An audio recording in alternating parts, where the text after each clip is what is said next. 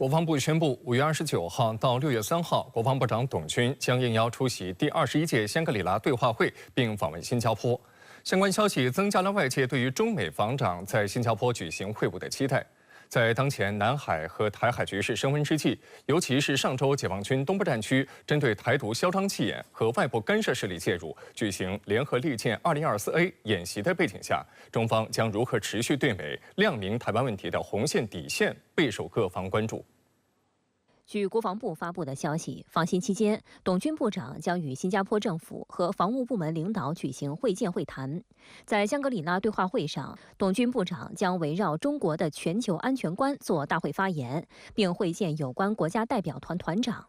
而美国国防部本月24号宣布，美国国防部长奥斯汀预计将于本周在香格里拉对话会期间与中国国防部长董军会面。当天，奥斯汀在完成膀胱微创手术后续治疗后恢复履职。中美防长上次举行面对面会晤是在2022年11月的东盟防长扩大会期间。英国《金融时报》称，美中两国防长面对面会晤将是美中两军重启沟通的最新一步。美联社称，自从4月奥斯汀与董军视频通话以来，两人的会面被外界广泛期待。今年4月16号，董军应约同奥斯汀视频通话，这是中美元首去年11月旧金山会晤后两国防长首次沟通对话。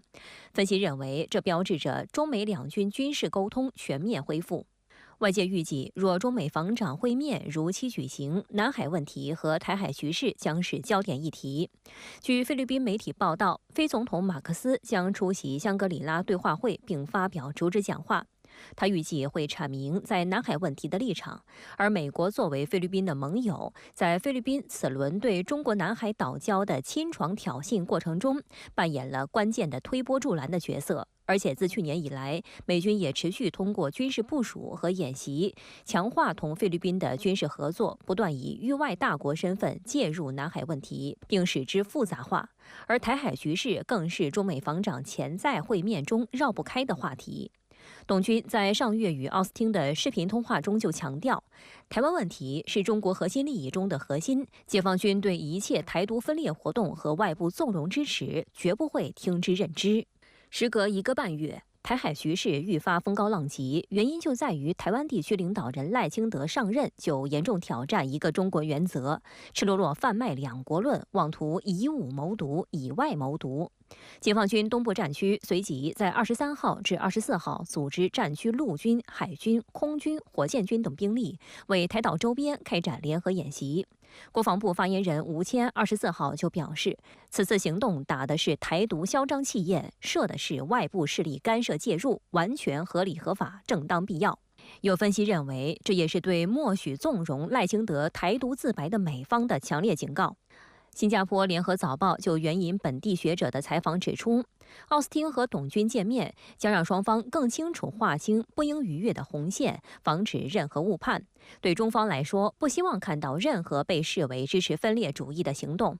中国社科院台湾研究所副研究员刘匡宇对深圳卫视记者表示，如果中美防长面对面会晤得以成行，中方一定会向美方严正表明和重申，台湾问题是红线中的红线的基本立场，需要不折不扣按照中美元首旧金山会晤的精神执行，避免因此动摇中美来之不易的军事交流对话恢复的政治基础。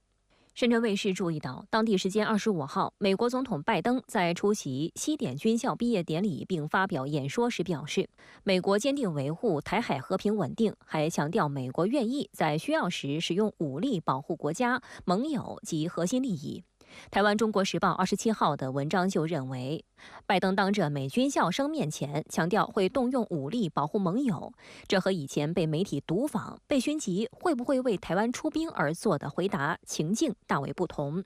虽是选举期间，但拜登选在西点军校这种庄重场合，又在解放军刚进行军演情况下说出如此的话，代表美国是认真在布局台湾这张牌了。文章认为，美方的口头支持只会让赖当局更强调军事备战，而非积极与大陆沟通交流。拜登的谈话对台海军事情势降温丝毫没有帮助。新加坡联合早报副总编辑韩永红也在25号的评论文章中指出，倘若美国以为可以无成本地以台湾海峡为筹码，而中国大陆又不得不回击以示强，则必推高擦枪走火的风险，对区域和平蒙上阴影。曾在马英九时期担任台当局安全会议副秘书长的台湾大学政治系兼任教授杨永明，26号在岛内政论节目中分析认为，拜登说坚定维护台海和平稳定，与美国愿意在需要时使用武力保护国家、盟友及核心利益，是在不同语境下的两句话无法划等号。这与拜登此前数次接受记者采访时表态要保护台湾，甚至错误引用北约第5条的情境是完全不同的。当我们看到拜登再去谈所谓的台海和平的时候，他用一种模糊的语言来去处理美国的这样一种这种所谓的一个对于同盟的义务和他的国家利益的时候，那么实际上拜登也是对于两岸双向都是在去释放一个希望能够稳定，而不要去单方面做出所谓挑衅或者改变现状的这样一个信号。那么这个信号，我觉得同样也是讲给赖清德当局去听的。在解放军东部战区环台岛举行联合利剑2024A 演习期间，美军的动向也备受关注。美国海军第7舰队当时以电子邮件回复路透社的询问时表示，美国海军第7舰队仍然致力于维持基于规则的国际秩序，这是确保印太地区安全与稳定的根基。但相关邮件中并没有提及解放军的演习。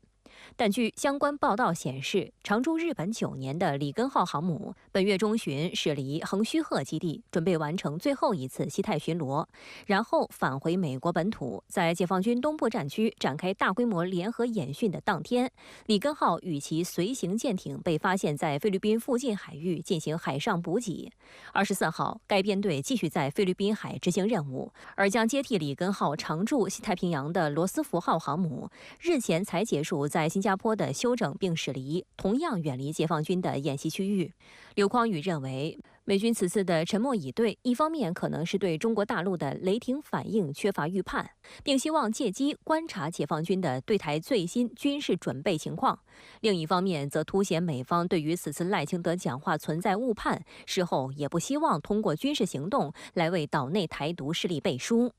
深圳卫视注意到，尽管联合利剑2024A 演习已经结束，但其震慑效果仍在陆续显现。岛内社交媒体24号出现一封匿名空军飞行员致赖清德的公开信，表示台空军人心动荡，有人宁愿赔300万也要走人，引起轰动。公开信指责赖清德只会喊抗中保台，却没想过我们基层的感受。赖清德要不要来一线看一看我们每天忙到爆的生活？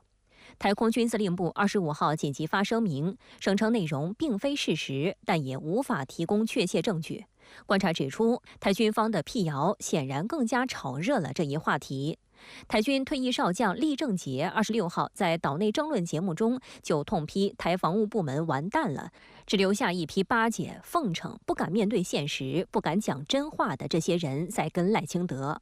我跟各位讲，这绝对是真的。我为什么讲是真的？大家看一下后面的内容，他服役14年，然后他还剩下5年，他说可不可以再飞5年？他为什么14+5？你知道吧？因为20年可以领终身俸，他不晓得他可不可以撑到再撑5年领终身俸。关键在这一句话，你不要以为说这些飞行员就跟这个游览车司机一样，他只负责开车，他回来还要办业务的，他下了飞机以后还要写作战计划。那你想想看，是你受得了受不了？台湾地区前民代郭正亮也同场爆料，可以去问华航啊，我事实上有这个资料，可是我不想公布哦，因为上面有个资啊。华航最近在应征，就有一堆就是现役的飞行员，那就是很多都是少校啊，也有上尉啊，就你可以自己查啊，会没有这种资讯吗？